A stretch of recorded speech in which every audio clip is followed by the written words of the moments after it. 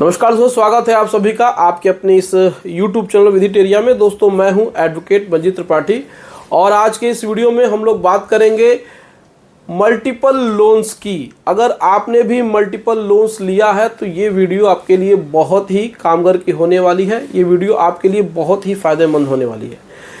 दोस्तों देखिए, क्या होता है कि आप गलती क्या करते हैं कि आपने एक लोन लिया और उस लोन को चुकाने के लिए दो लोन लिया, या फिर आपने एक लोन लिया और आपकी क्रेडिट हिस्ट्री बहुत अच्छी है और आपकी इसी क्रेडिट हिस्ट्री अच्छी होने की वजह से बैंक आपको और लोन देता है, आपको और ऑफर्स आते रहते हैं और आप उन ऑफर्स को ठुकरा नहीं पाते हैं। यानी कि बैंक आपको ऑफ़र देता है कि सर आपने होम लोन लिया है तो आप हमसे क्रेडिट कार्ड ले लीजिए, आप हमसे पर्सनल लोन ले लीजिए, आप हमसे कार लोन ले लीजिए, और आपको बिना किसी भी मेहनत के एक साथ अच्छे खासे लोन मिलते जाते हैं और आपके पास पैसों की ज़रूरत नहीं है लेकिन फिर भी आप ले लेते हैं। लेकिन आप एक बार लेने के बाद इसकी जाल में फंस जाते हैं। आपको पता ही नहीं चलता है कि हम कैसे मल्टीपल लोन के चेन में फंस गए। दूसरा ये होता है कि लोग क्या करते हैं कि एक लोन ले लिया है, अब उस लोन को वो चुका नहीं पाते हैं, उस लोन का रीपेमेंट नहीं कर पाते हैं, तो क्या करते हैं कि वो दूसरा लोन ले लेते हैं। अब कंडीशन ये है कि दूसरा लोन भी ले लिया, उसको भी नहीं रीपेमेंट कर पा रहे हैं, तो फिर क्या करते हैं, तीसरा लोन ले लिया। इसी तरीके से 3 से 4 से 5 वो लोन ले लेते हैं। अब कंडीशन ये है कि भाई आपका सोर्स ऑफ इनकम लिमिटेड है लेकिन लोन की ईएमआई ज़्यादा है। कभी कभी तो आपकी सैलरी से ज़्यादा आपके लोन की ईएमआईज़ हो जाती हैं। अब मल्टीपल लोन्स हो गए हैं तो उनकी ईएमआई जाहिर सी बात है कि बढ़ेगी ही बढ़ेगी। जैसे तैसे करके तो दे रहे थे लेकिन अब कंडीशन बहुत ही ज़्यादा ख़राब हो चुकी है। अब स्थिति बहुत ही विकट हो चुकी है। अब क्या करें क्या नहीं करें, एकदम परेशान होने वाली स्थिति हो गई है।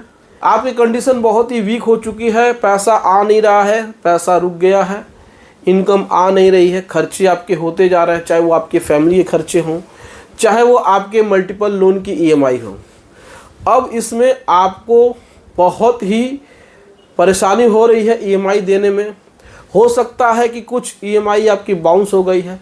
आपको समझ नहीं आ रहा है कि कैसे आप अपने इन मल्टीपल लोन्स का आप सेटलमेंट करें। आरबीआई की गाइडलाइंस क्या कहती है, क्या होती है एक्सपर्ट्स की राय, क्या होता है सेटलमेंट का तरीका, आज इस वीडियो के माध्यम से समझाने की कोशिश करेंगे। तो वीडियो को ध्यान से देखिएगा। इस वीडियो आपके बहुत ही काम की होने वाली है। देखिए, सबसे पहले तो आपको हम बता दें कि अगर आपकी इनकम लिमिटेड है, कम है, तो आप मल्टीपल लोन्स मत लीजिए। अगर मल्टीपल लोन्स ले लिया है और परेशानी हो गई है, इनकम से ज़्यादा आपके मल्टीपल लोन्स की ईएमआई हो गई है, तो भी आपको स्ट्रेस लेने की ज़रूरत नहीं है, तो भी आपको परेशान होने की ज़रूरत नहीं है। देखिए, सबसे पहले तो हम आपको बता दें कि जो भी आपकी छोटी छोटी ईएमआईज़ हैं आप उनको देते रहिए। यानी कि जो लोन छोटे छोटे अमाउंट्स के हैं उनकी ईएमआईज़ आप देते रहिए। अगर आपको सेटलमेंट करना है तो हम ये तरीका आपको बता रहे हैं।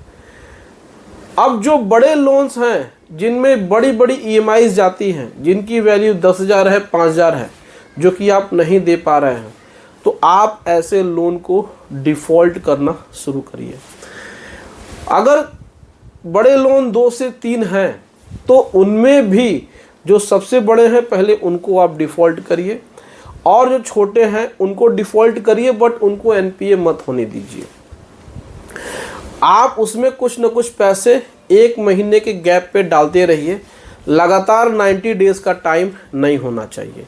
आरबीआई कहता है कि आपकी 90 डेज़ की लगातार ईएमआई बाउंस होगी तो अकाउंट एनपीए में चला जाएगा। यानी 90 दिनों तक ईएमआई पेमेंट नहीं करते हैं तो अकाउंट आपका एनपीए हो जाएगा। लेकिन बैंक आपको गुमराह करते हैं कि आपका अकाउंट एनपीए हम कर देंगे, अगर आपने इस तरीके से 2 से 3 बार किया, लेकिन 90 डेज लगातार कंटिन्यू नहीं होने चाहिए, तो आपका अकाउंट एनपीए नहीं होगा। लेकिन इस बात को याद रखिएगा कि इसको कुछ देर के लिए ही करिएगा, यानी कि कुछ दिन तक ही करिएगा, रेगुलर प्रैक्टिस में मत करिएगा। तो जो बड़ी ईएमआईज हैं उनको डिफ़ॉल्ट करके उसको सेटलमेंट में आप ले जाइए, और अगर उसका सेटलमेंट आप कर ले जाते हैं तो फिर अगले साल जो ईएमआई आप ब्रेक करके दे रहे थे उनको भी आप डिफ़ॉल्ट करके उसको भी सेटलमेंट करिए। आरबीआई ये कहता है कि सारे लोन का एक साथ सेटलमेंट मत करिए। आप सारे लोन को एक साथ डिफ़ॉल्ट भी मत करिए, नहीं तो सारे बैंकों का एक साथ प्रेशर आपके ऊपर आ जाएगा। कुछ कुछ ईएमआईज को आप डिफ़ॉल्ट करिए और उसको आप 1 बाय 1 सेटलमेंट कराइए। लेकिन आप जिनकी ईएमआई दे पा रहे हैं उनकी ईएमआईज को देते रहिए। इससे क्या होगा, इससे आपके ऊपर एक्स्ट्रा बर्डन नहीं होगा। इससे यही होगा कि आपको एक साथ बहुत सारे कॉल्स नहीं आएंगी, सारे बैंकों की रिकवरी स्टार्ट हो जाएगी, तो आप मुश्किल में पड़ जाएंगे। तो एक एक करके आप लोन का सेटलमेंट करिए। यही एक्सपर्ट्स की राय होती है, यही एक स्मार्ट तरीका होता है अपने मल्टीपल लोन के सेटलमेंट के लिए। तो आपने भी अगर मल्टीपल लोन्स लिए हैं तो आप भी इस तरीके को अपना करके अपना जो भी मल्टीपल लोन है उसको आसानी से सेटल कर सकते हैं, धीरे धीरे सेटल कर सकते हैं। आपका सेटलमेंट हो जाएगा, आपको कोई भी दिक्कत परेशानी नहीं आएगी। लेकिन अगर एक साथ सभी को आपने डिफ़ॉल्ट कर दिया तो एक साथ सभी बैंकों का प्रेशर हो जाएगा, फिर आपके लिए संभालना मुश्किल हो जाएगा। तो उम्मीद करते हैं दोस्तों कि वीडियो पसंद आई होगी। वीडियो अच्छी लगी हो तो वीडियो को लाइक और चैनल को सब्सक्राइब जरूर करिएगा। दोस्तों, अगर आपने भी किसी भी बैंक से कोई भी लोन लिया है, कोई भी दिक्कत परेशानी है, किसी प्रकार की लीगल सर्विस की ज़रूरत है, तो हमारा व्हाट्सएप नंबर दिया हुआ है, आप वहाँ पे हमसे संपर्क कर सकते हैं। आप हमसे डायरेक्टली बात कर सकते हैं और घर बैठे ही लीगल एडवाइस ले सकते हैं। चलिए मिलते हैं नेक्स्ट वीडियो में। Thank you so much. जय हिंद दोस्तों।